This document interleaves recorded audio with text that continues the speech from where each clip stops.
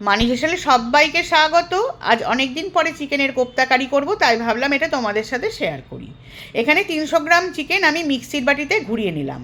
এরপর ওর মধ্যে একে একে কাঁচা লঙ্কা, আদা, রসুন, পেঁয়াজের পেস্ট দেব, সামান্য টমেটো পিউরি, সামান্য টক দই, একটা ব্রেড, ডিম, হলুদ, নুন দিয়ে ভালো করে মেখে নিলাম। এরপর ওর মধ্যে একটা চিজের কিউব গ্রেট করে দিব, দিয়ে আবারও মেখে আমি 30 মিনিটের জন্য রেখে দিলাম। এরপর হাতের তালুতে তেল দিয়ে প্রত্যেকটা আমি বল করে নিলাম। দিয়ে কড়াইয়ে তেল দিয়ে চিকেনের বলগুলোকে 5-6টা করে আমি 2-3 বার খেপে ভেজে নেব। চিকেনের বলগুলো কি সুন্দর হয়েছে দেখতে। এগুলো বিকালের কিন্তু আমরা স্ন্যাক্স হিসেবেও ব্যবহার করতে পারি। এরপরে তো গ্রেভি করার পালা।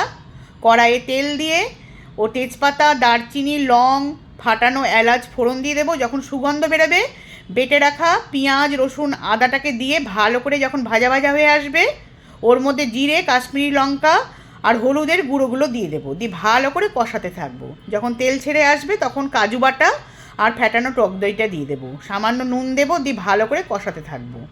কষানো হয়ে গেলে ওর মধ্যে গরম জল ঢেলে দেবো। ঝোল যেই ফুটে উঠবে ওর মধ্যে চিকেনের বলগুলোকে দিয়ে ভালো করে ফুটতে দেবো। যখন ঘন ঘন হয়ে আসবে, নামানোর আগে গরম মশলা, ঘি আর কাঁচা লঙ্কা দিয়ে নামিয়ে গরম গরম পরিবেশন করব। যদি ভিডিওটা ভালো লাগে, লাইক, কমেন্ট, সাবস্ক্রাইব করে দিও।